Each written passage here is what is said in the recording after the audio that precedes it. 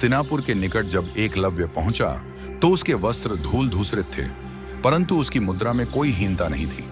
वह गुरु द्रोणाचार्य के आश्रम पहुंचा और उन्हें प्रणाम करते हुए कहा, गुरुदेव, मैं एकलव्य निषाद राज का पुत्र आपसे धनुर्विद्या की शिक्षा चाहता हूं। द्रोणाचार्य ने उसकी जाति पूछी और फिर कहा, मैं केवल क्षत्रियों को शिक्षा देता हूं, तुम्हारे लिए यह आश्रम नहीं है।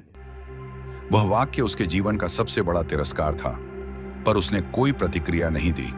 वह झुका और बोला, आपने मुझे अस्वीकार किया, परंतु मैं आपको ही अपना गुरु मानूंगा। वह लौट गया अपने वन में। वहां उसने मिट्टी और लकड़ी से द्रोणाचार्य की मूर्ति बनाई। हर दिन उस मूर्ति के सामने वह प्रणाम करता और धनुष उठाकर अभ्यास करता। उसने तीर चलाना सीखा।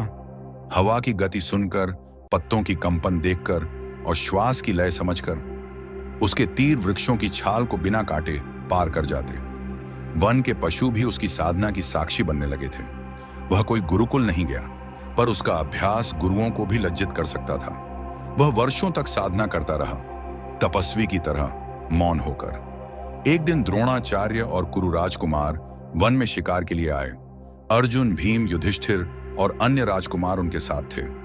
उनका एक शिकारी कुत्ता भटककर एकलव्य के अभ्यास क्षेत्र में पहुंच गया। वह जोर जोर से भौंकने लगा, जिससे एकलव्य का ध्यान भंग हुआ।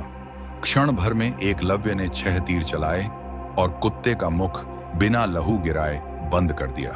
राजकुमार चौंक गए। द्रोण ने कहा, यह किसका कार्य है? यह तो असाधारण है। तभी एक युवक सामने आया, सिर झुकाए, धनुष पीठ पर टिकाए। एकलव्य। उसने हाथ जोड़कर कहा, गुरुदेव, यह आपकी कृपा है। आपकी मूर्ति के सामने वर्षों की साधना का फल है यह। द्रोणाचार्य भीतर तक हिल गए। अर्जुन को उन्होंने वचन दिया था, तू ही सर्वश्रेष्ठ धनुर्धर होगा। पर यह बालक, यह निषाद, यह बिना गुरुकुल आए, बिना गुरु की शिक्षा के अर्जुन से भी आगे था। द्रोणाचार्य ने गंभीर स्वर में कहा, यदि तू मुझे गुरु मानता है तो दक्षिणा दे। एकलव्य ने विनम्रता से कहा, आज्ञा दीजिए गुरुदेव। मुझे तुम्हारा दाहिना अंगूठा चाहिए। सन्नाटा छा गया। राजकुमार भी स्तब्ध रह गए, पर एकलव्य न झुका, न रोया, न विरोध किया। उसने मुस्कुराते हुए स्वयं अपने हाथ से अपना अंगूठा काटकर गुरु की मूर्ति के चरणों में रख दिया। वह तीरंदाज अब तीर चला सकता था, परंतु पूर्ण नहीं। उसकी गति, उसकी दिशा, सब कुछ सीमित हो गया था। पर क्या वह हारा?